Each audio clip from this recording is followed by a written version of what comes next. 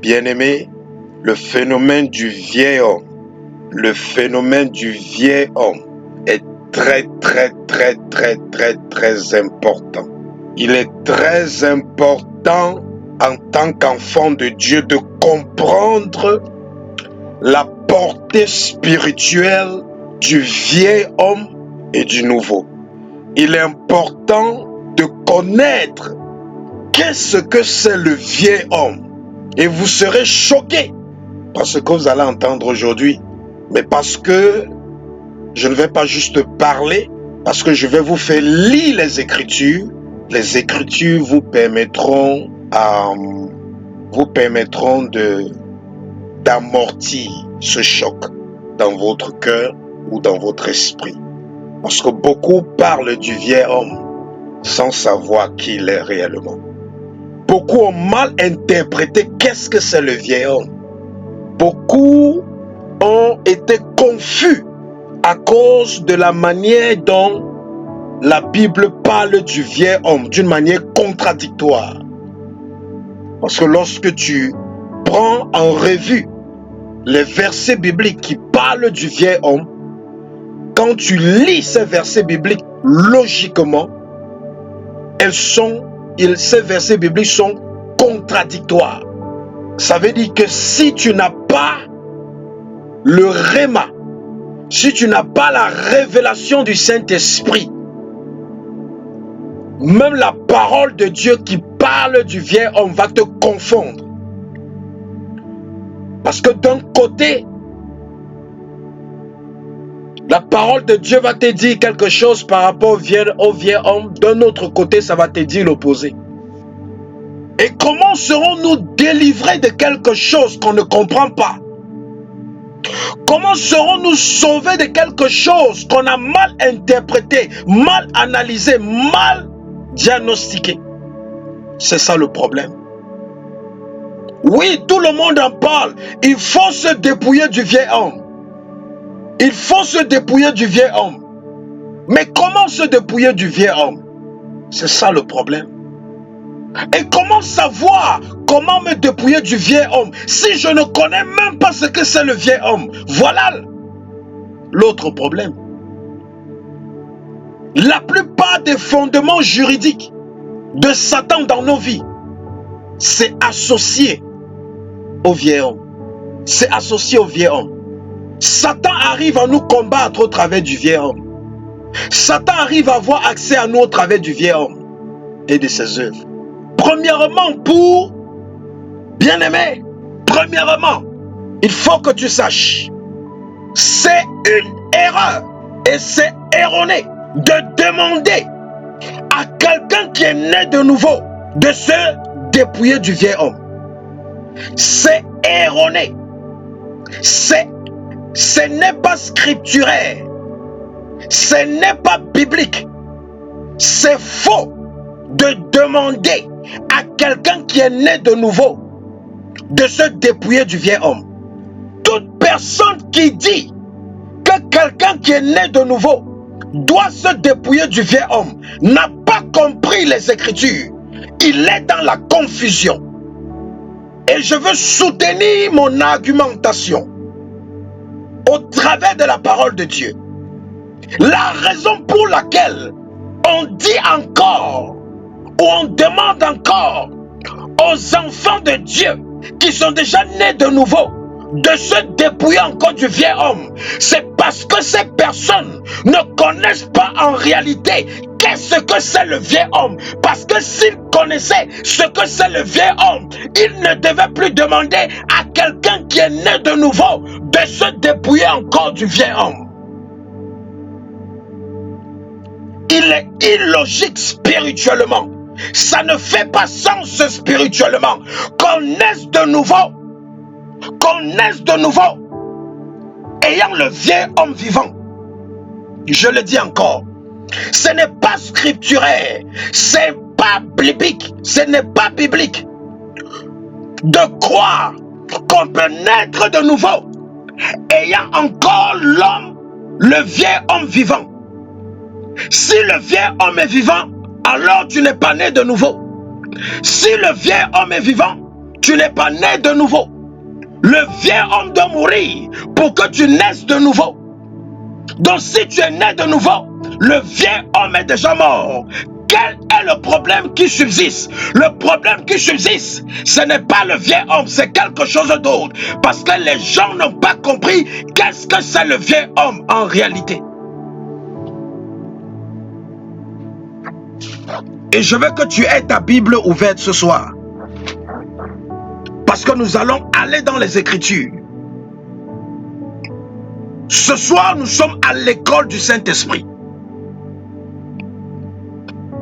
Parce que peut-être tu as trop prié pour adresser certaines choses dans ta vie. Et ça n'a pas bougé. Peut-être il faut arrêter la prière. Écouter l'enseignement. Pour mieux orienter tes prières. Afin d'y voir un résultat. Donc ce soir, prends ta Bible. Parce que Dieu va libérer l'intelligence de ton esprit qui a été maintenu captif par des fausses doctrines ou alors l'ignorance de certaines personnes qui vous enseignaient certaines choses qu'ils ne comprenaient pas la profondeur. Premièrement, ouvre ta Bible dans le livre de Romains. Nous allons lire Romains chapitre 6, verset 3 au verset 7. Romains chapitre 6, verset 3 au verset 7. Et sache que si tu n'es pas en train de lire les Écritures, tu ne comprendras pas ce message. Et deuxièmement, si tu n'es pas né de nouveau, je ne pense pas que tu comprendras ce message. Parce que ce message, c'est pour ceux qui sont nés de nouveau. Et d'ici la fin du message, vous comprendrez pourquoi je le dis. Parce que même lorsqu'on lit la Bible, on constate que la Bible est écrite à plusieurs différentes audiences. Il y a les passages dans la Bible où on s'adresse aux païens. Il y a les passages dans la Bible où on s'adresse aux enfants de Dieu. Il y a les passages dans la Bible où on s'adresse à ceux qui ont rétrogradé. Il y a les passages dans la Bible où on s'adresse à ceux qui sont nés de nouveau. Donc il faut faire attention. La Bible est globale, universelle, mais elle a différentes audiences. Chaque passage biblique a une audience spécifique. Et le message de ce soir, c'est pour ceux qui sont nés de nouveau. Romains chapitre 6. Romains chapitre 6. Je vais lire du verset 3 au verset 7. Romains chapitre 6, du verset 3 au verset 7. Je lis dans la version 8 secondes. Voici ce que Romains nous dit. Romains 6, à partir du verset 3. Ignorez-vous que nous, tous qui avons été baptisés en Jésus-Christ, c'est en sa mort que nous avons été baptisés. Nous avons été ensevelis avec lui par le baptême en sa mort, afin que, comme Christ est ressuscité des morts par la gloire du Père, de même que nous aussi, nous marchions en nouveauté de vie. En effet, si nous sommes devenus une même plante avec lui, par la conformité à sa mort, nous le serons aussi par la conformité à sa résurrection. Sachant que notre vieil homme, écoutez bien, verset 6, sachant que notre vieil homme a été crucifié avec lui, afin que le corps du péché fût détruit, pour que nous ne soyons plus esclaves du péché. Car celui qui est mort est libre du péché. Bien-aimé, le vieil homme est mort si tu es né de nouveau. Le verset 6 dit que le vieil homme est mort si tu es né de nouveau. Le verset 3 dit, nous tous qui avons été baptisés en Jésus-Christ. As-tu été baptisé en Jésus-Christ? Oui. As-tu donné ta vie à Christ? Oui. Par conséquent, le vieil homme est mort. Donc, qu'est-ce qui te dérange maintenant? Ce n'est pas le vieil homme. La Bible ne se contredit pas. La Bible ne se contredit pas. La Bible dit, quand tu as été baptisé en Jésus-Christ, tu es mort au péché. Et parce que tu es mort au péché, tu es libre du péché. Et ça dit que le vieil homme a été crucifié lorsque tu t'es baptisé en Jésus. Donc toute personne qui a sincèrement donné sa vie à Christ a déjà tué le vieil homme. Il a déjà tué le vieil homme. Certaines personnes ont dit, le vieil homme, c'est le style de vie que je menais avant de donner ma vie à Christ. C'est faux. C'est faux. Pourquoi est-ce que je dis que c'est faux? Parce que si le vieil homme est mort, comme les Écritures le disent, c'est que tu ne devais plus et que le vieil homme est ton style de vie avant que tu ne donnes ta vie à Christ. Ça veut dire qu'aujourd'hui, depuis le jour que tu as donné ta vie à Christ, tu ne devais plus jamais commettre une œuvre ou une action que tu commettais avant, lorsque tu n'étais pas en Christ. Pourquoi est-ce que, même étant en Christ, il y a encore certaines choses que tu fais ou certaines choses dans lesquelles tu te retrouves que tu faisais même quand tu n'étais pas en Christ? C'est parce que ce n'est pas le vieil homme. Ton vieil homme est mort. La Bible est claire. Ton vieil homme est mort. Ton vieil homme est mort lorsque tu as donné ta vie à Christ. Donc ce qui te dérange, ce n'est pas le vieil homme. Allons encore plus loin. Allons dans Colossiens chapitre 3. Colossiens chapitre 3. Nous allons lire du verset, Colossiens chapitre 3. Nous allons lire du verset 1 au verset 4. Nous utilisons ces passages bibliques pour poser la fondation pour le message de ce soir. Colossiens chapitre 3. Je suis en train de vous démontrer que le vieil homme est déjà mort. Il est mort le jour que tu as donné ta vie à Christ. C'est ça que je suis en train de te démontrer. Colossiens chapitre 3. Nous allons lire du verset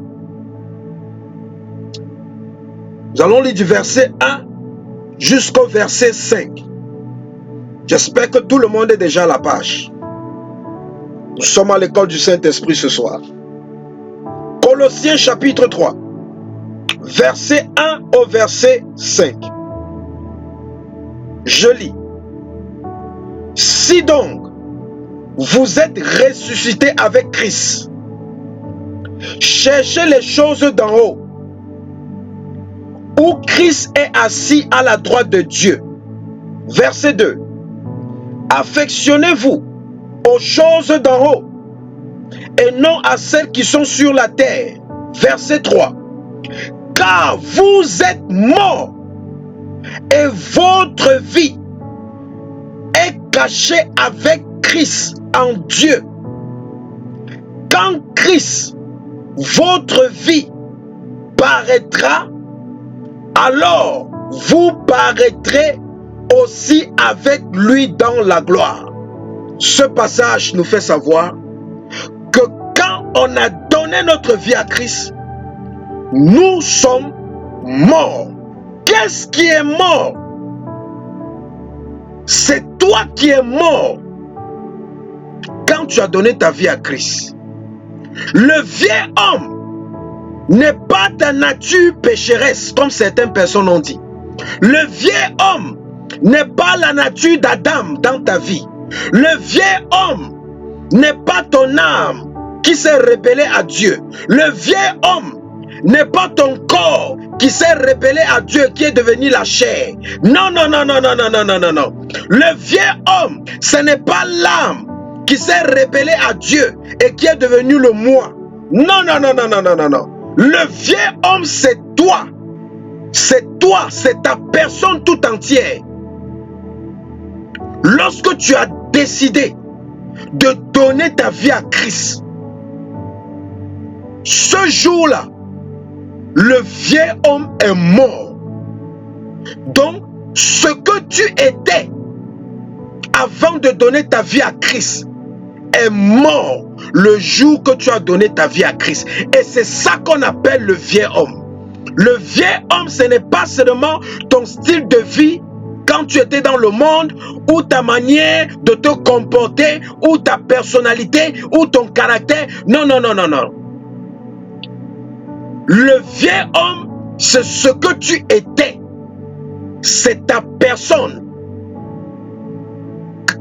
La personne que tu étais avant de donner ta vie à Christ. Cette personne est morte le jour où tu as donné ta vie à Christ et tu es entré dans les eaux des baptêmes. Donc, première des choses qu'il faut comprendre, le vieux homme n'est pas la nature d'Adam en toi. Le vieux homme n'est pas le péché originel. Vous savez que tout être humain naît déjà avec le péché originel, ce qu'on appelle le péché d'Adam. Il n'y a que Jésus-Christ qui est né du ventre d'une femme, qui est né sans ce péché. Et certaines personnes ont dit, le vieux homme, c'est ce péché originel. Certaines personnes ont dit, le vieux homme, c'est le style de vie que quelqu'un menait lorsqu'il était dans le monde. Mais on constate aujourd'hui que beaucoup de personnes, lorsqu'ils n'étaient pas chrétiens, ils mentaient. Aujourd'hui, ils sont chrétiens et continuent à mentir de temps en temps. Donc si la Bible dit que le vieux homme est mort, pourquoi est-ce qu'il continue à mentir? S'il continue à mentir, ça veut dire que quoi? Ça veut dire que le vieux homme qui est mort là, ce n'était pas leurs œuvres. C'était plutôt leur personne. Ah oui, c'est pour ça que j'ai dit que tu dois prier pour comprendre le message de ce soir. Je sais que certains doivent être confus là. Seigneur, je prie au nom de Jésus. Nous sommes à l'école du Saint-Esprit ce soir. Je ne peux pas convaincre quelqu'un. Mais je ne peux que dire ce que tu m'as demandé de dire. Mais c'est toi qui peux leur donner la compréhension, l'entendement dans l'intelligence de l'esprit de ce que je suis en train de dire. Seigneur, fais-le comprendre. Qu'est-ce que c'est le vieux homme? Fais-le comprendre que le vieux homme n'est pas le péché qu'il commettait et qu'il ne commet plus aujourd'hui. Fais-le comprendre que le vieux homme, c'est ce qu'ils étaient. C'est leur personne.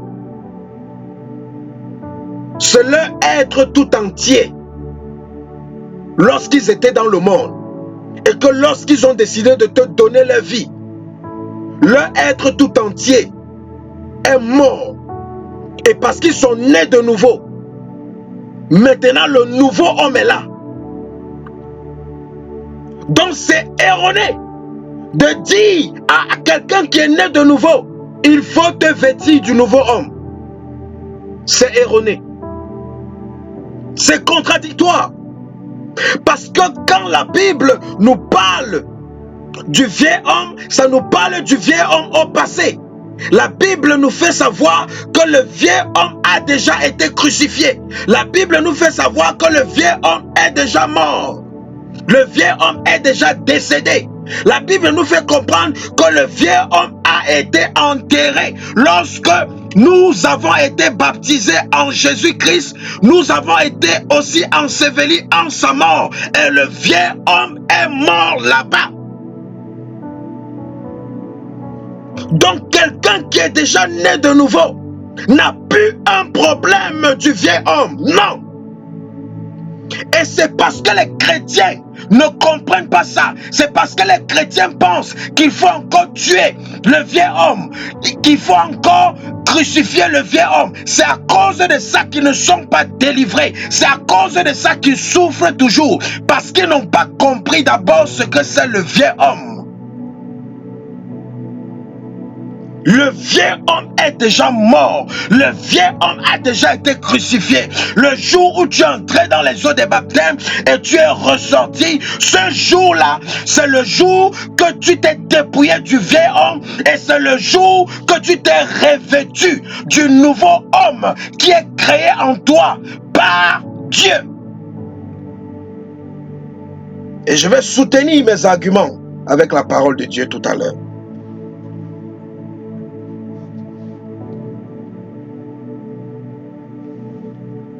Le vieil homme est déjà mort pour tout enfant de Dieu qui est né de nouveau. Et si ton vieil homme n'est pas mort, ça veut dire que tu n'es pas né de nouveau.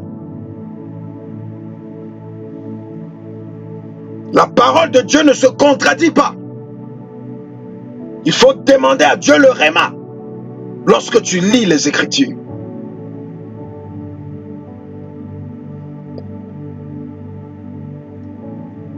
Allons-y encore. Colossiens chapitre 3. Colossiens chapitre 3. Nous allons lire du verset 5 au verset 10. Colossiens chapitre 3, verset 5 au verset 10. Tu vas voir la révélation qui est cachée concernant le vieil homme. Tu vas voir la révélation. Je vais te montrer cette révélation dans ce verset. Allons dans Colossiens. Nous allons lire Colossiens chapitre 3 à partir du verset 5 jusqu'au verset 10. Lisons. Faites donc mourir les membres qui sont sur la terre. L'impudicité, l'impureté, les passions, les mauvais désirs et la cupidité. Je vais d'abord m'arrêter là et recommencer la lecture. Et avant de recommencer la lecture de Corinthiens chapitre 3 verset 5 à 10, j'aimerais d'abord vous faire savoir que ce passage que nous sommes en train de lire, il s'agit de l'apôtre Paul qui est en train de s'adresser aux Colossiens. Il s'adresse à une audience spécifique. Et l'audience à laquelle l'apôtre Paul est en train de s'adresser ici, il s'agit des personnes qui sont nées de nouveau et non des païens. Il s'agit des chrétiens qui sont nés de nouveau. Donc l'apôtre Paul dans ce passage n'est pas en train de parler aux infidèles. Il n'est pas en train de parler aux païens. Il n'est pas en train de parler aux gens qui ne connaissent pas Dieu. Il est en train de parler à des personnes qui sont déjà nées de nouveau. Dans ce passage, il s'adresse à des personnes déjà nées de nouveau. Recommençons la lecture et tu comprendras pourquoi j'ai fait cette précision plus tard. Colossiens chapitre 3, verset 5 au verset 10. Faites donc mourir les membres qui sont sur la terre, l'impudicité, l'impureté, les passions, les mauvais désirs et la cupidité, qui est une idolâtrie. Verset 6. C'est à cause de ces choses-là que la colère de Dieu vient sur les fils de la rébellion. Verset 7. Parmi lesquels vous marchiez autrefois, lorsque vous viviez dans ces péchés. Verset 8. Mais maintenant, renoncez à toutes ces choses. Il est en train de parler à des chrétiens déjà nés de nouveau. Verset 8, il dit, mais renoncez à toutes ces choses, à la colère, à l'animosité, à la méchanceté, à la calomnie, aux paroles déshonnêtes qui pourraient sortir de votre bouche. Verset 9, ne mentez pas, les uns aux autres, vous étant dépouillés du vieil homme et de ses œuvres. Vous voyez, l'apôtre Paul parle au passé. Il dit que vous êtes déjà dépouillés du vieil homme.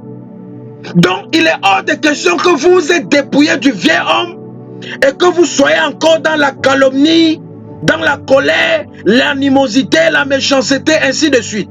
Et verset 10, il dit que quoi?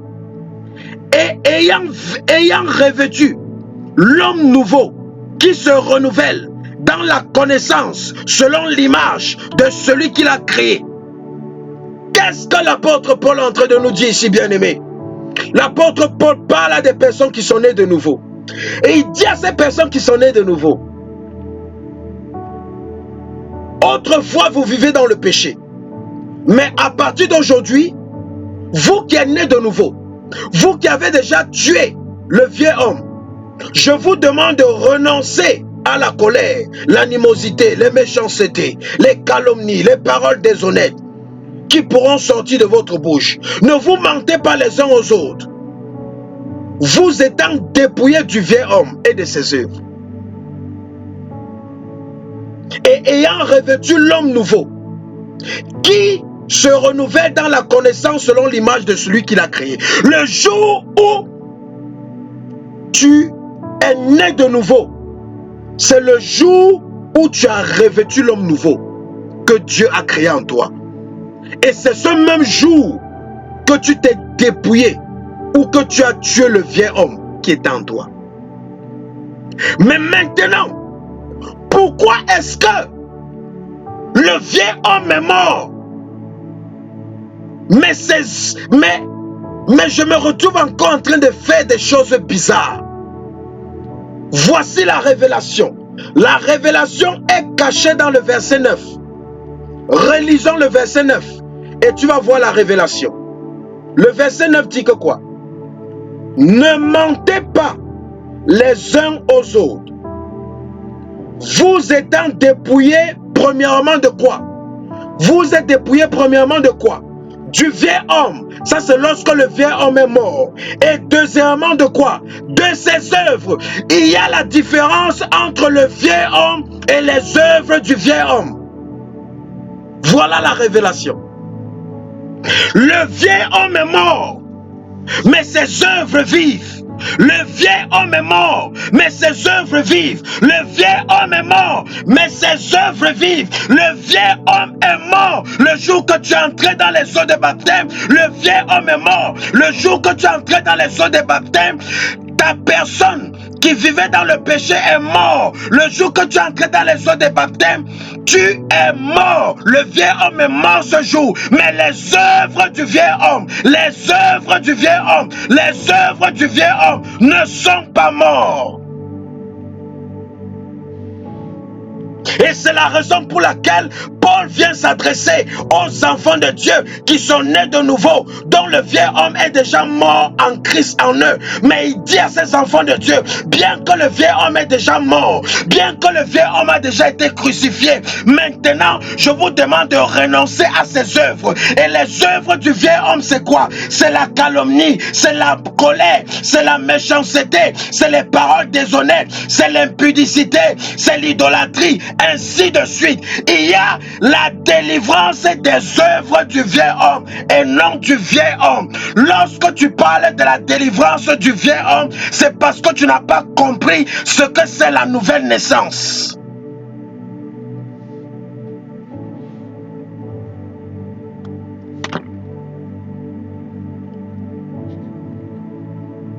La nouvelle naissance, c'est la mort du vieil homme.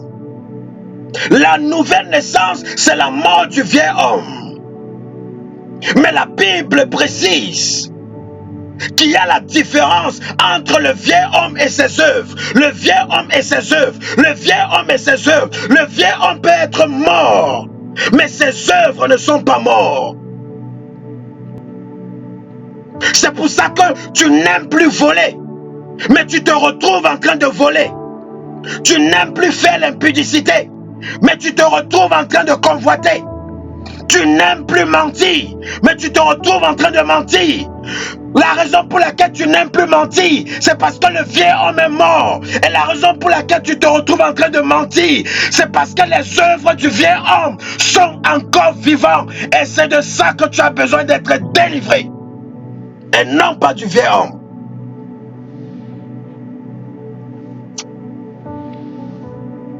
Ah, bien-aimé, que Dieu te fasse comprendre ce message. Que Dieu te fasse comprendre ce message. Parce qu'on prie mal. On prie mal. On prie mal à l'église. On jeûne mal. Nos prières sont mal orientées. Parce que notre compréhension, notre analyse, notre interprétation de la Bible est erronée. Il n'y a pas de réma. On a juste la logique humaine. Mais le réma est absent.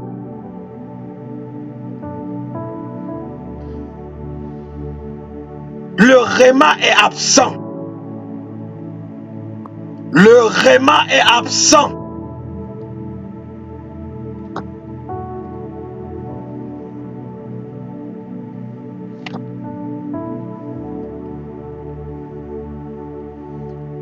Bien-aimé, si tu ne comprends pas cette chose de la manière dont je suis en train de t'expliquer, tu vas faire 50 ans dans le christianisme et tu seras toujours dans les mêmes péchés, dans les mêmes péchés, dans les mêmes péchés. Et tu seras tous les jours en train de demander pardon à Dieu. Tous les jours, tu seras en train de dire, je tue le vieil homme, je tue le vieil homme, je tue le vieil homme, je tue le vieil homme. Cette prière est erronée. Le vieil homme est mort dans les eaux de baptême. Il est mort dans les eaux de baptême. Mais ses œuvres vivent, ses œuvres vivent, ses œuvres vivent, ses œuvres vivent. C'est ça. C'est de ça qu'il est question. C'est de ça qu'il est question. Dans ce passage que nous venons de lire, de Corinthiens, chapitre 3, verset 5 au verset 10.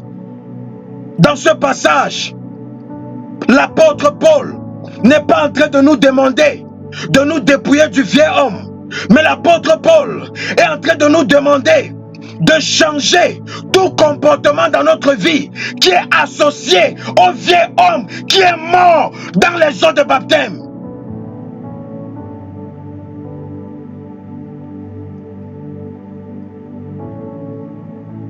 Bien que le vieil homme est mort, ça ne veut pas dire que nous avons perdu la capacité de produire ses œuvres dans nos vies. Bien que le vieil homme est mort, ça ne veut pas dire que nous avons perdu la capacité de produire ses œuvres dans nos vies. C'est pas parce que le vieil homme est mort que tu n'as plus la capacité de mentir. Ce n'est pas parce que le vieil homme est mort que tu n'as plus la capacité de forniquer, ou la capacité de voler, ou la capacité de faire le mal. Non, tu as toujours cette capacité en toi. Bien que le vieil homme est mort, tu as toujours la capacité de produire ses œuvres. Et l'apôtre Paul dit, renoncez aux œuvres du vieil homme, parce que vous vous êtes dépouillé de lui dans les eaux de baptême et vous avez été revêtus de l'homme nouveau lorsque le Saint-Esprit est descendu sur vous. Ah oui, bien-aimé. Maintenant, tu comprends pourquoi j'ai dit ce message n'est pas pour ceux qui ne sont pas encore nés de nouveau. Parce que si tu n'es pas encore né de nouveau, tu vas m'écouter comme quelqu'un qui est en train de parler du charabia. Il te faut l'Esprit de Dieu pour comprendre ce que je suis en train de te dire. Et même avec l'Esprit de Dieu, ça sera difficile. Parce que ce que je t'ai dit, même beaucoup de serviteurs de Dieu ne comprennent pas encore cela. Et c'est pour ça que vous allez voir des personnes qui vont dire, frère, tu dois tuer le vieil homme, tu dois tuer le vieil homme. Et le frère est là tous les jours, je tue le vieil homme, je tue le vieil homme, je tue le vieil homme. Tous les jours, il est toujours dans le même péché. Je tue le vieil homme, 40 jours de jeûne, je tue le vieil homme, je tue le vieil homme. Alors que le vieil homme est mort dans les eaux de baptême depuis le jour qu'il a donné sa vie à Christ. Mais on ne l'a pas appris qu'il s'agit des œuvres du vieil homme. Il s'agit des œuvres du vieil homme. Alors encore, parce qu'il faut que je soutienne mon argumentation. Alors encore dans Galates chapitre 3. Galates chapitre 3 verset 27. Il faut que je soutienne mon argumentation. Pour que tu sois convaincu que je ne suis pas en train de te présenter des hérésies. Galates chapitre 3, verset 27. Ah oui, le cerveau, l'intelligence de l'esprit de quelqu'un est en train d'être libéré en ce moment. Ah oui. Après ces 3 jours, c'est fini l'influence du vieil homme sur ta vie. Mais aujourd'hui, il est question que tu saches qui il est. Donc nous partons dans Galates. Galates chapitre 3, verset 27. Qu'est-ce que ça nous dit? Je lis. Galates chapitre 3, verset 27. Qu'est-ce que ça nous dit? Vous tous qui avez été baptisés en Christ, vous avez revêtu Christ. Vous comprenez? Ça dit que quoi?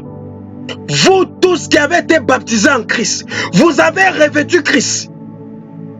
Ça veut dire que ce n'est pas biblique pour un enfant de Dieu qui est né de nouveau de prier encore que Seigneur, viens me revêtir, je vais être revêtu de Christ. Bien-aimé, tu es déjà revêtu de Christ. La raison pour laquelle tu as donné ta vie à Christ, c'est parce que tu es revêtu de Christ. Si tu n'étais pas revêtu de Christ, le Saint-Esprit n'allait même pas venir dans ta vie. Prière erronée, parce qu'on manque le réma de la parole de Dieu. C'est pour ça qu'on va prier les fausses prières. Les fausses prières.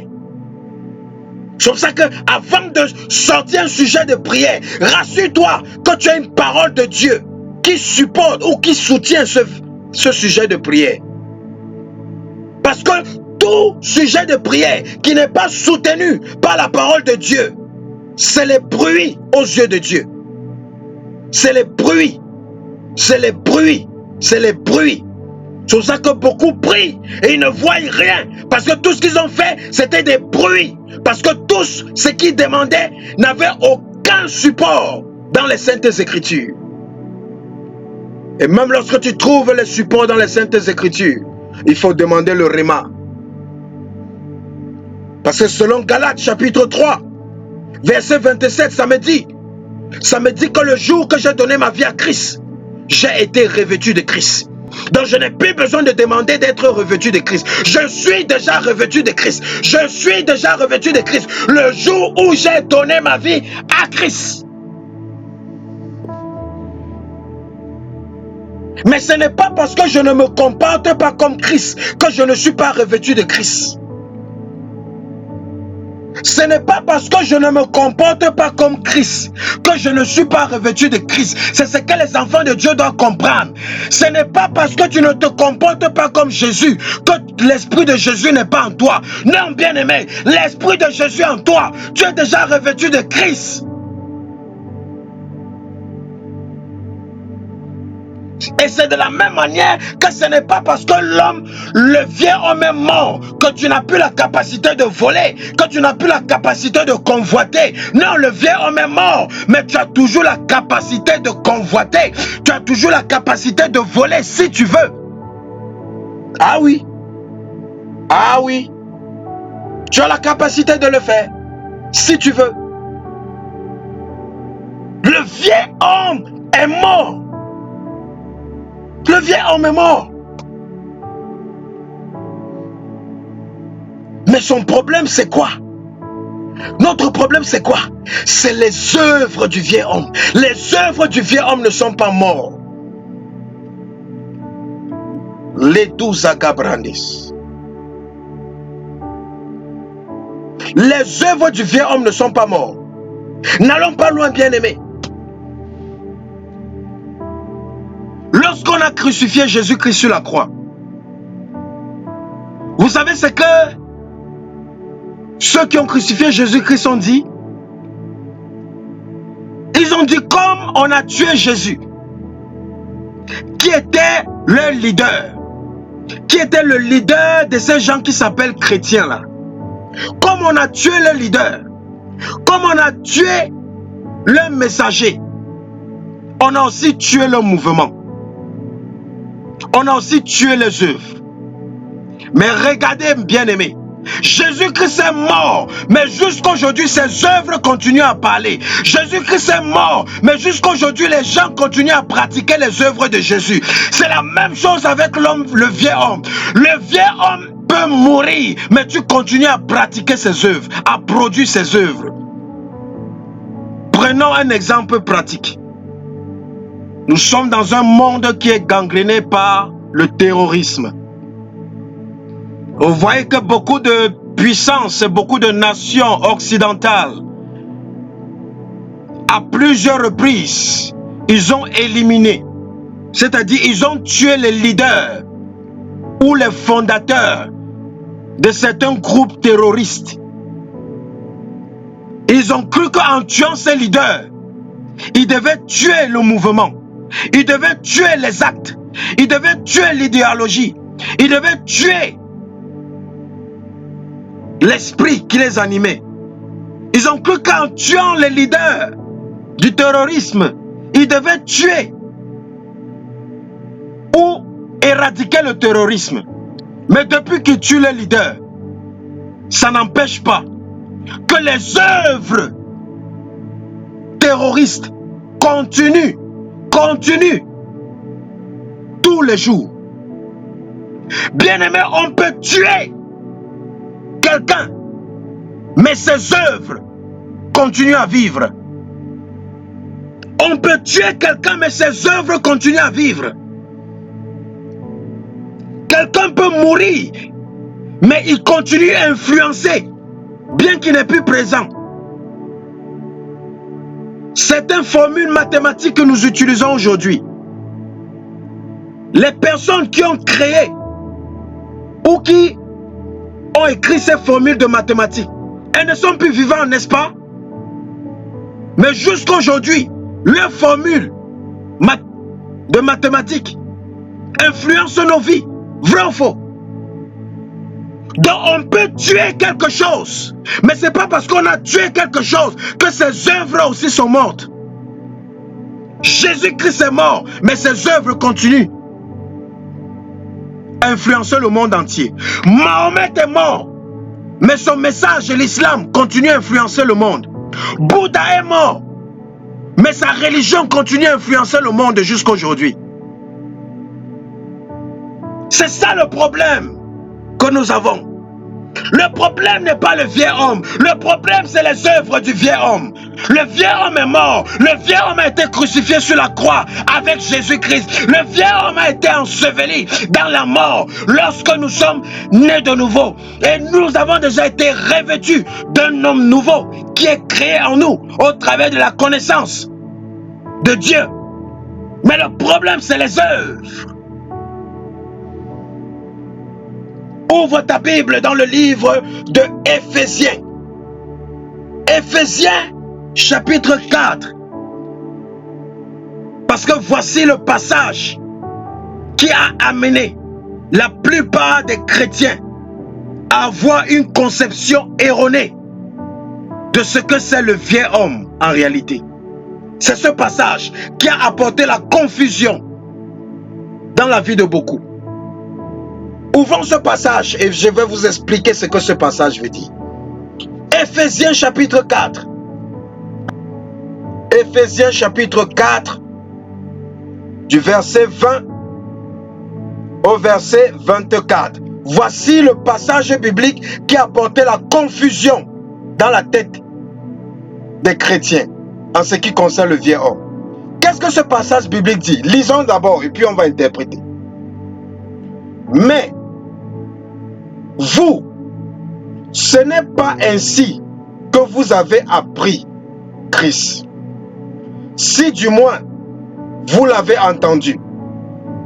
Et si conformément à la vérité qui est en Jésus, c'est en lui que vous avez été instruits à vous dépouiller, eu égard à votre vie passée, du vieil homme qui corrompt par les convoitises trompeuses, à être renouvelé dans l'esprit de votre intelligence et à revêtir l'homme nouveau, créé selon Dieu, dans une justice et dans une sainteté qui produit la vérité.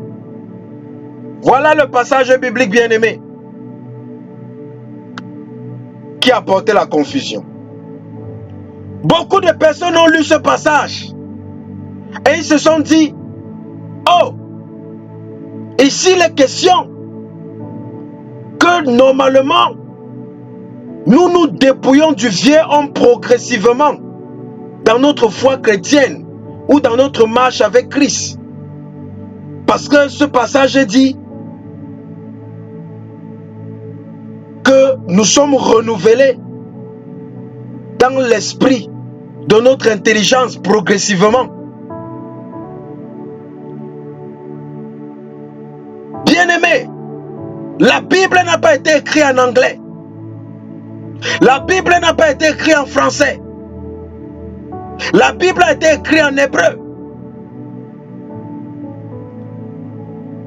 Et la traduction de la Bible de l'hébreu au français ou de l'hébreu à l'anglais, ça a fait à ce qu'il y a eu des erreurs. Ça a fait à ce qu'il y a eu des changements de langage. Ça a fait à ce qu'il y a eu des changements de certains thèmes. Et qui a maintenant apporté la confusion. Et ce qui fait que lorsqu'un enfant de Dieu n'a pas le réma et qu'il lit la parole de Dieu, il va dire qu'il y a contradiction alors qu'il n'y a pas contradiction. Parce que beaucoup de gens, aujourd'hui, quand tu les parles du vieil homme, ils vont te dire qu'il y a une contradiction entre Romains chapitre 6, qu'on venait de lire, et Éphésiens chapitre 4. Parce qu'ils vont te dire dans Romains chapitre 6, la Bible dit que le vieil homme est déjà mort le jour que nous avons donné notre vie à Christ. Et maintenant dans Éphésiens chapitre 4, la Bible nous dit que le vieil homme meurt au fur et à mesure que notre esprit est renouvelé. Mais ils n'ont pas compris que Éphésiens chapitre 4 a juste un problème de traduction de l'hébreu au français ou à l'anglais ou aux autres langues plutôt. Éphésiens chapitre 4 qu'on vient de lire n'est pas en train de parler du fait qu'on doit se dépouiller du vieil homme progressivement. Mais il est en train de parler du fait qu'on doit se dépouiller des comportements associés au vieil homme, des œuvres associées au vieil homme, des caractères associés au vieil homme, des actions associées au vieil homme. C'est de ça que Éphésiens 4 parle. Ça ne parle pas du dépouillement du vieil homme, parce que le vieil homme est déjà mort, mais ça parle du dépouillement des œuvres associées au vieil homme, c'est-à-dire les œuvres que nous commettions lorsque le vieil homme vivait encore, lorsqu'on n'était pas en Christ. Est-ce que tu comprends ça, bien-aimé? Est-ce que tu comprends la vraie signification de Éphésiens chapitre 4 qu'on vient de lire? Ça ne parle pas du vieil homme, mais ça parle des œuvres du vieil homme. Le vieil homme est mort. Et la preuve que le vieil homme est mort, c'est que lorsque tu étais dans le monde, il y avait des choses que tu faisais. Tu n'avais aucun remords. Ça ne te disait rien. Mais depuis que tu es en Christ, quand tu fais ces mêmes choses, tu as des remords et tu peux te mettre à genoux. Tu demandes pardon à Dieu. La raison pour laquelle tu te mets à genoux, tu demandes pardon à Dieu, c'est parce que le vieil homme est mort. Lorsque le vieil homme était vivant, tu ne te mettais pas à genoux pour demander pardon à Dieu. Mais aujourd'hui, tu te mets à genoux pour demander pardon à Dieu parce que le vieil homme est mort. Et tu t'es retrouvé encore en train de faire ses œuvres. L'évidence que le vieux homme est mort, c'est qu'avant, tu n'avais pas de remords, tu n'avais pas de regrets, tu vivais ta vie comme tu voulais. Mais aujourd'hui, même quand il t'arrive de faire des choses que tu n'es pas supposé faire, tu as des remords, tu as des regrets, la conviction du Saint-Esprit est là, tu te mets à genoux, tu pleures, tu demandes pardon parce que le vieux homme est mort. La personne que tu étais avant est morte. Parce que la personne que tu étais avant ne se repentait pas. La personne que tu étais avant n'avait pas de remords. La personne que tu étais avant n'avait pas de regrets. La personne que tu étais avant n'avait pas de considération. Cette personne est morte. Et tu es une nouvelle personne. Et tu es revêtu de Christ. Et c'est pas parce que tu ne marches pas comme Christ que tu vas penser que Christ n'est pas sur toi. Non, tu es habillé, revêtu de Christ. Tu es déjà revêtu de Christ. Tu n'as plus besoin d'être revêtu de Christ. Le Saint-Esprit qui est en toi, c'est déjà le vêtement de Jésus. Ah oui, bien-aimé. Je sais que tu es sûrement choqué de ce que tu es en train d'écouter. Moi-même, quand le Saint-Esprit m'a dit, le vieux homme est déjà mort, plus besoin de le tuer, de le crucifier. J'ai dit que mais ça c'est pas biblique, ça ne fait pas sens. Le Saint-Esprit m'a dit,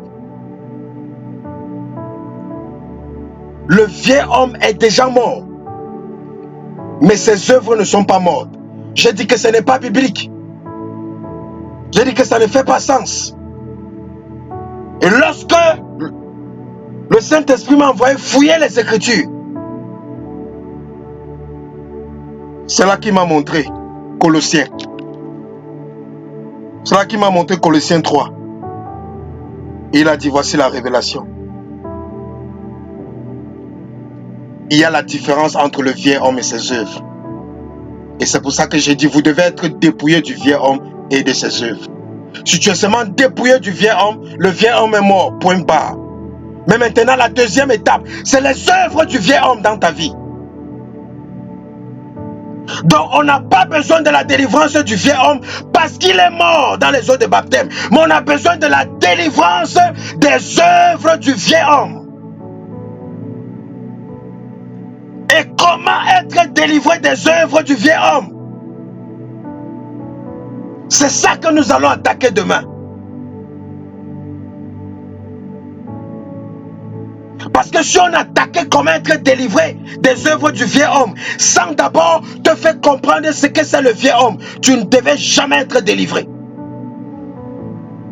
Tu devais pourrir à l'église pendant 50 ans dans la foi chrétienne et toujours en train de tuer le vieux homme.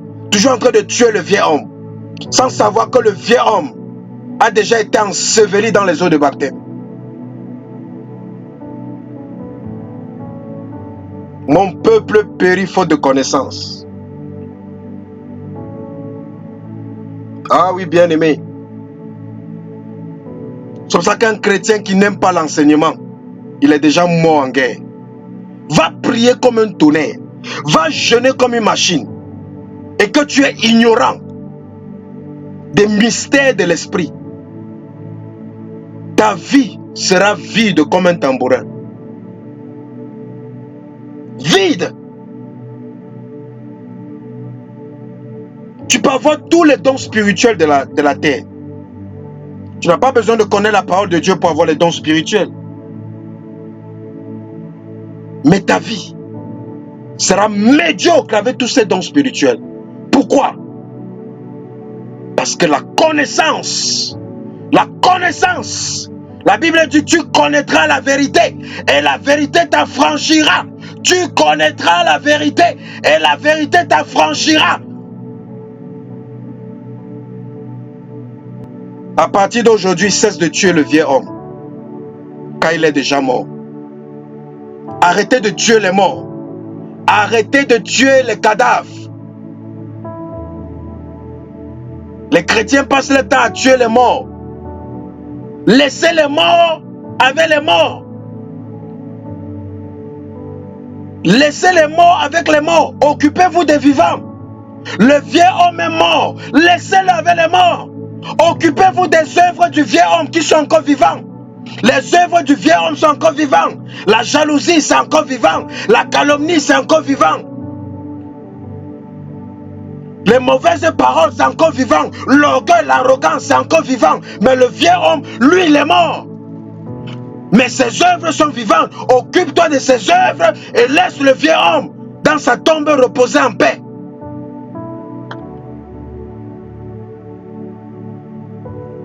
Il est temps de dire que l'âme de mon vieux homme repose en paix. J'ai passé mon temps à le troubler dans mes prières, alors qu'il était déjà mort.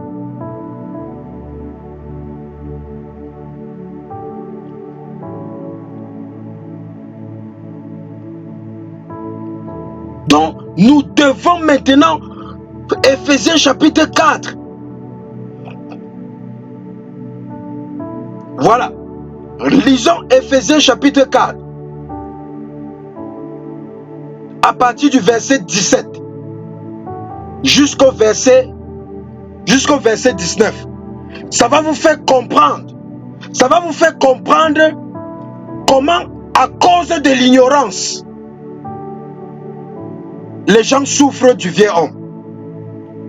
Éphésiens chapitre 4, verset 17 jusqu'au verset 19. Lisons.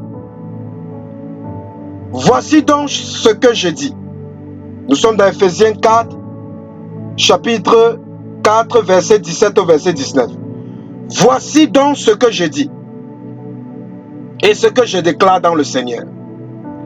C'est que vous ne devez plus marcher comme les païens. Et avant d'aller plus loin, l'audience à laquelle l'apôtre Paul est en train de s'adresser, il s'adresse à l'église d'Éphèse. Il ne parle pas ici à des personnes païennes. Il ne parle pas ici à des personnes rétrogrades. Il parle ici à des personnes qui sont nées de nouveau, qui parlent en langue, qui ont donné leur vie à Christ, qui sont des disciples de Jésus. Qu'est-ce qu'il est en train de dire à des personnes qui sont nées de nouveau? Lisons, verset 17. Voici donc ce que je dis.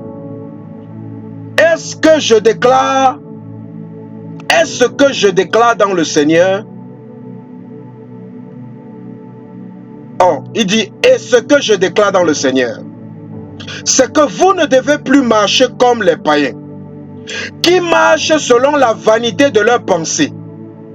1. La vanité de leurs pensées. Ça veut dire qu'ils sont ignorants. Verset 18. Ils ont l'intelligence obscurcie. Numéro 2, l'ignorance. Ils sont étrangers à la vie de Dieu. Numéro 3, ignorance. À cause de l'ignorance qui est en eux et à cause de l'endurcissement de leur cœur. Vous voyez le problème de l'église. Vous voyez le problème de l'église. Les enfants de Dieu souffrent, c'est l'ignorance. Les enfants de Dieu ne sont pas délivrés, c'est l'ignorance. On ne connaît même pas de quoi on doit être délivré. On ne connaît même pas que ce dont on veut être délivré, c'est déjà mort. Nos prières sont mal orientées parce qu'on est mal enseigné. À cause de quoi? L'ignorance et l'endurcissement du cœur. Quand tu enseignes quelqu'un sur certaines choses, il va te dire, ah, je suis encore en train de prier pour que Dieu me confirme. Je suis encore en train de prier pour que Dieu me confirme. 1 an passe, 2 ans passe, 3 ans passe, 4 ans passe, 5 ans passe. Il est sur place, stagnant. La vie est bloquée, la vie est misérable. Il est toujours en train d'attendre que Dieu convainc son cœur. Alors que ce n'est pas une affaire que Dieu doit convaincre son cœur. Son problème, c'est qu'il est ignorant et il est dans l'endurcissement du cœur. Que Dieu te délivre, bien-aimé, et que Dieu me délivre de toute ignorance et de tout endurcissement du cœur qui peut nous empêcher de connaître Dieu. Parce que la Bible dit dans le verset 18, ils ont l'intelligence obscurcie. Ils sont étrangers à la vie de Dieu. Beaucoup de personnes qui sont nées de nouveau sont étrangers à la vie de Dieu. Ils sont étrangers à la vie de Dieu parce qu'ils ne connaissent pas la révélation, les mystères de l'esprit. Ils n'ont pas le réma. Ils ont les versets bibliques, ils ont le logo, mais ils n'ont pas la parole révélée. Et quand tu n'as pas la parole révélée, tu seras à l'église, parler en langue, avec ton don de prophétie, avec ton don de miracle, ton don de guérison, mais ta vie sera misérable, ta vie sera pleine de défaites, pleine d'échecs, pleine d'humiliation, pleine de honte, tout simplement parce que tu as les dons spirituels, tu es né de nouveau, mais tu es étranger à la vie de Dieu. Verset 19. Nous sommes toujours dans Éphésiens chapitre 4. Verset 19. Ayant perdu tout sentiment, ils se sont livrés à la dissolution pour commettre toute espèce d'impureté, jointe à la cupidité.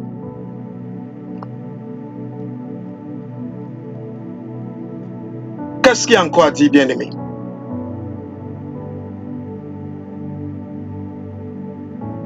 Qu'est-ce que c'est le vieil homme? Voilà. Dieu vient de te dire ce que c'est le vieil homme. Dieu vient de te dire ce que c'est le vieil homme. Pour toute personne qui avait la question, qu'est-ce que c'est le vieil homme? Dieu vient de te dire ce que c'est le vieil homme. Il n'y a rien à ajouter.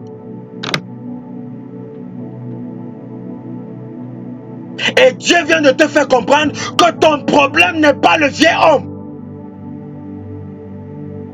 Ton problème n'est pas le vieil homme. Parce que le mauvais cœur que tu avais, le degré de méchanceté que tu avais lorsque tu n'étais pas en Christ, ça a quand même diminué depuis que tu es en Christ. Pourquoi ça a diminué? Parce que le vieil homme est mort. Parce que le vieil homme est mort. Avant que tu faisais la méchanceté, tu ne demandais pas pardon. Mais maintenant, quand tu fais la méchanceté, tu es tellement mal à l'aise. Tu es indisposé dans ton esprit. Parce que ton homme ancien est mort. Donc le vieil homme n'est pas ta nature pécheresse. Le vieil homme n'est pas tes péchés. Parce que jusqu'à présent, tu commets certains péchés que tu commettais avant. Donc c'est pas ça le vieil homme. Le vieil homme n'est pas ton âme qui s'est rebellée et qui est devenu le moi. Le vieil homme n'est pas ton corps qui s'est rebellé à Dieu et qui est devenu la chair. Non, c'est pas ça le vieil homme. Le vieil homme, c'est ce que tu étais qui est mort. Mais le vieil homme est mort, mais ses œuvres ne sont pas mortes. Comme on dit, le sorcier meurt, mais l'esprit de la sorcellerie vit. Tu peux tuer le sorcier, mais tu ne peux pas tuer l'esprit de la sorcellerie. C'est pour ça que lorsque le sorcier meurt, ne te réjouis pas et tu croises les bras. Parce que le sorcier est mort. Mais son esprit, ses œuvres, ses autels sont toujours là. Et ça continue à travailler. C'est la même chose avec le vieil homme. C'est la même chose, bien-aimé. Et Dieu m'a envoyé te dire, mon fils, ma fille, le vieil homme est déjà mort en Christ. Plus besoin de le crucifier ou de le tuer. Donc arrête de tuer le vieil homme. Laisse l'âme du vieil homme reposer en paix dans les eaux de baptême. Laisse-lui reposer en paix. Arrête de le tuer. Il est déjà mort. Tu vas encore le tuer comment? Arrête de le crucifier sur la croix. Il a déjà été crucifié depuis 2000 ans. Arrête de le crucifier. Bien-aimé, c'est Dieu qui nous enseigne. C'est l'Esprit de Dieu qui nous enseigne. Ne pense pas que je suis plus fort que toi. Moi-même, je pensais comme toi. Moi-même, avant, je prenais l'épée de Dieu. J'enfonçais ça dans le ventre du vieil homme pour qu'il meure. Jusqu'au jour où j'ai constaté que le vieil homme là ne meurt pas. Qu'au fur et à mesure que j'enfonce l'épée dans son ventre, je ne fais que voir ses œuvres dans ma vie. C'est là que j'ai compris que quelque chose cloche ici. Comment je tue le vieil homme depuis qu'il ne meurt pas? Ah oui, parce que on était dans l'ignorance. Donc Dieu veut te délivrer, bien-aimé, des œuvres du vieil homme. Et la délivrance des œuvres du vieil homme, c'est dans 3 domaines. Et nous allons attaquer ça à partir de demain. Alléluia. Bien-aimés, nous allons prier. Nous allons prier. Les 12 abayandes. Nous allons prier parce que ce qu'on vient de lire, dans Éphésiens chapitre 4 m'a fait mal à l'esprit. Parce que comment est-ce que Paul s'adresse aux enfants de Dieu qui sont nés de nouveau en leur disant que votre intelligence a été obscurcie. Vous êtes étrangers à la vie de Dieu à cause de votre ignorance et à cause de l'endurcissement de votre cœur. Vous êtes livrés et vous avez des sentiments. Vous avez perdu tout sentiment et vous vous êtes livrés à la dissolution pour commettre toute espèce d'impureté. Paul ne parlait pas aux infidèles.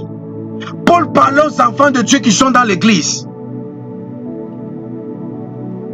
Et Dieu veut qu'on prie par rapport à ça, bien-aimé. Dieu veut qu'on adresse cela dans nos vies parce que c'est sérieux. Nous sommes dans l'église, mais notre intelligence est obscurcie. Nous sommes dans l'église, mais nous sommes étrangers à la vie de Dieu. On a les dons spirituels, on manifeste l'onction, on manifeste la puissance, mais Dieu ne nous connaît pas. Vous pensez que c'est pour rien que Jésus-Christ a dit dans le livre de Matthieu, à la fin des temps, le jour du jugement, ils viendront dire que nous avons fait des miracles à ton nom, nous avons manifesté l'onction, la puissance à ton nom. Jésus va leur dire que quoi? Je ne vous connais pas, je ne vous ai jamais connu. Bien-aimé, l'onction peut être manifeste dans ta vie, mais Dieu ne te connaît pas. Donc c'est dangereux.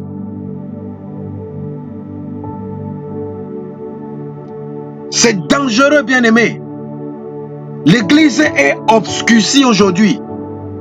Tout ça que vous allez voir des gens faire des choses et taper la main sur la poitrine qui sont en train de faire l'œuvre de Dieu.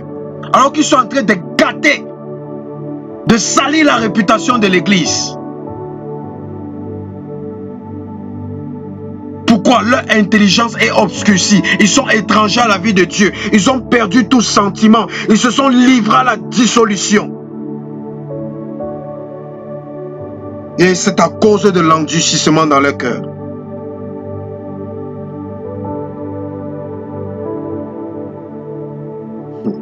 Tu vas faire ce sujet de prière avec la rage. Les 12 abrande les gars à la brasse. Parce qu'aujourd'hui, tu adresses l'intelligence de ton esprit. C'est quoi l'intelligence de ton esprit? L'intelligence de ton esprit, c'est ton cerveau spirituel. Ah oui. Peut-être tu ne le savais pas, bien-aimé. Tu as un cerveau spirituel. De la même manière que nous avons les 7 sens. Nous avons aussi ces sens-là, spirituels. De même que nous avons l'odorat, nous avons l'ouïe, nous avons la vue. Nous avons aussi les mêmes sens-là, spirituellement. Ah oui. Ah oui. Il y a une odeur que quand je sens sur quelqu'un, je sais que la personne a besoin de délivrance. Parce que je sais que c'est un esprit qui a mis l'odeur là sur la personne. Ça veut dire que quoi? Ça veut dire que au travers de l'odorat, il y a aussi l'odorat spirituel. Tu sens une odeur. Tu sais que l'odeur, si ce n'est pas parce que la personne est sale, c'est un démon qui a mis ça sur lui. De la même manière qu'on a les sens physiques, il y a aussi les sens spirituels.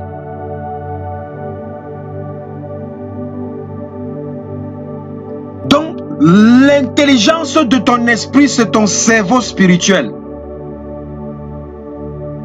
Et c'est ça qui est obscurci. Ils ont l'intelligence obscurcie. Ça veut dire que le cerveau de leur esprit est dans les ténèbres. C'est ça que tu vas crier ce sujet de prière.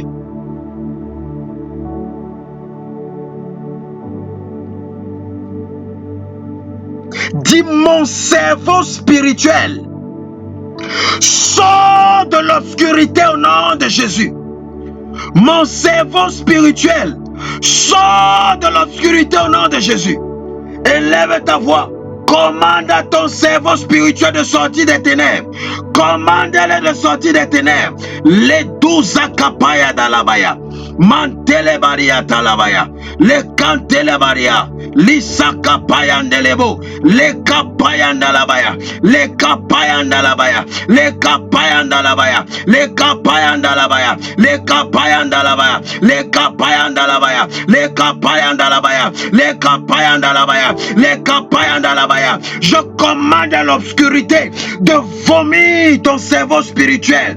Je commande aux ténèbres de vomir ton cerveau spirituel. Je commande aux ténèbres de vomir l'intelligence de ton esprit. Au nom de Jésus, que l'intelligence de l'esprit de toute personne qui écoute le son de ma voix sort des ténèbres, sort des ténèbres, sort des ténèbres, sort des ténèbres, sort, sort, sort, sort, sort, sort, sort, sort, sort, sort, sort, au nom de Jésus-Christ. Mandelebros, les kunduzi brandas, mandelebrende de bros, anterebros, kapayande de bros. Deuxième sujet de prière. Qu'est-ce que Éphésiens nous dit? Éphésiens 4 chapitre 4 verset 18 nous dit en la deuxième partie, ils sont étrangers à la vie de Dieu à cause de l'ignorance qui est en eux. Ils sont étrangers à la vie de Dieu à cause de l'ignorance qui est en eux. Maintenant, tu vas prier. Toute ignorance qui me rend étranger à la vie de Dieu, meurs au nom de Jésus-Christ. Toute ignorance qui me rend étranger à la vie de Dieu, meurs au nom de Jésus. Meurs au nom de Jésus. Meurs au nom de Jésus. Meurs au nom de Jésus. Meurs au nom de Jésus. Meurs, meurs, meurs, meurs, meurs. Toute ignorance qui te rend étranger à la vie de Dieu, je commande à cela de mourir. Je commande à cela de mourir. Ça meurt au nom de Jésus. Ça meurt au nom de Jésus. Ça meurt au nom de Jésus. Ça meurt au nom de Jésus. Ça meurt au nom de Jésus. Ça meurt au nom de Jésus. Ça meurt au nom de Jésus. Ça meurt au nom de Jésus-Christ. Nous sommes toujours sur le verset 18. Troisième partie du verset 18, ça dit que quoi? À cause de l'endurcissement de leur cœur. Donc, ils sont étrangers à la vie de Dieu. À cause aussi de l'endurcissement de leur cœur. À cause de l'ignorance, mais aussi à cause de l'endurcissement de leur cœur. Bien-aimés, souvent c'est notre cœur qui nous combat. Souvent, c'est notre cœur qui nous maintient dans la captivité de l'ennemi. Souvent, on a besoin d'être délivré de notre propre cœur. C'est pour ça que tu vas prier. Tu vas prier que le marteau de Dieu brise ton cœur. Parce que la Bible nous dit, Dieu prend plaisir à un cœur qui est brisé. Dieu prend plaisir à un cœur qui est brisé. Tant que ton cœur n'est pas brisé, bien-aimé, tu ne pourras pas comprendre Dieu. Tu ne pourras pas recevoir les choses de l'esprit. Quand tu demandes au marteau de Dieu de briser ton cœur, il va détruire l'endurcissement qui est dans ce cœur. Et ton cœur deviendra maintenant réceptif spirituellement. Dis, oh Seigneur, par ton marteau, brise l'endurcissement dans mon cœur. Au nom de Jésus. Oh Seigneur, par ton marteau, brise l'endurcissement dans mon cœur. Au nom de Jésus. Oh Seigneur, par ton marteau, brise l'endurcissement dans mon cœur. Au nom de Jésus. Brise, brise, brise, brise, brise, brise, brise, brise, brise, brise, brise, brise, brise, brise, brise au nom de Jésus-Christ de Nazareth. Alléluia. Verset 19. Ayant perdu tout sentiment, ils se sont livrés à la dissolution. Mandelebros.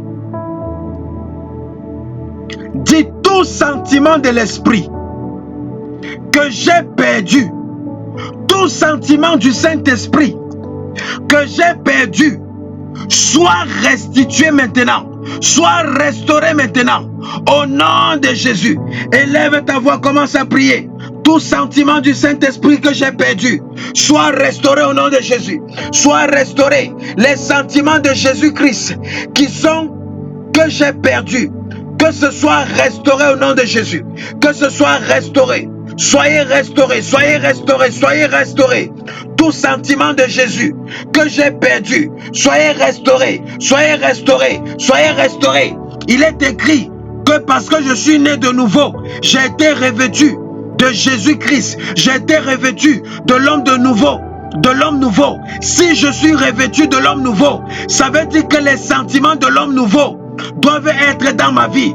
Alors, j'ordonne que les sentiments de l'homme nouveau, j'ordonne que les sentiments de Jésus soient restaurés dans ma vie, soient restaurés dans ma vie, soient restaurés, soient restaurés, soient restaurés, soient restaurés, soient restaurés, soient restaurés, au nom de Jésus-Christ de Nazareth. Bien-aimé, tu vas prier. Dis, Seigneur, permets à mon esprit d'assimiler ce que j'ai reçu aujourd'hui. Permets à mon esprit d'assimiler ce que j'ai reçu aujourd'hui. Permets à mon esprit de digérer ce que j'ai reçu aujourd'hui. Permets à mon esprit de comprendre ce que j'ai reçu aujourd'hui au nom de Jésus. Élève ta voix, rends grâce à Dieu pour ce soir, rends grâce à Dieu pour ce soir, rends grâce à Dieu pour ce soir, rends grâce à Dieu pour ce qu'il t'a donné ce soir, rends grâce à Dieu, Seigneur, nous te bénissons, nous te glorifions, nous te magnifions, nous t'exaltons pour ce que tu as fait ce soir. Merci pour avoir permis que ce programme puisse débuter dans des bonnes conditions et d'une manière puissante. Nous prions, Seigneur, que demain, tu puisses nous permettre d'expérimenter encore quelque chose de plus puissant, de plus profond que ce que nous avons expérimenté aujourd'hui, pour la gloire de ton Saint-Nom. Père, que nous ne soyons pas des auditeurs oublieux. Grave sur les tablettes de notre cœur ces vérités et que nous soyons définitivement affranchis de toute ignorance concernant le vieil homme. Seigneur, je te recommande ton peuple, fortifie-les, permets-les de passer une bonne fin de soirée, une bonne nuit, que tes anges campent autour d'eux.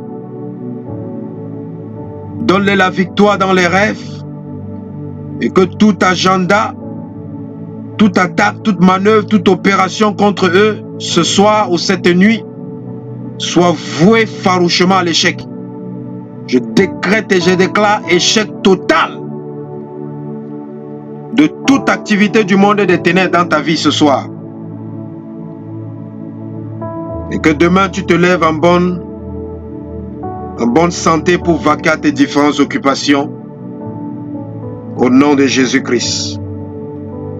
Bien-aimé, va dans la paix de Christ.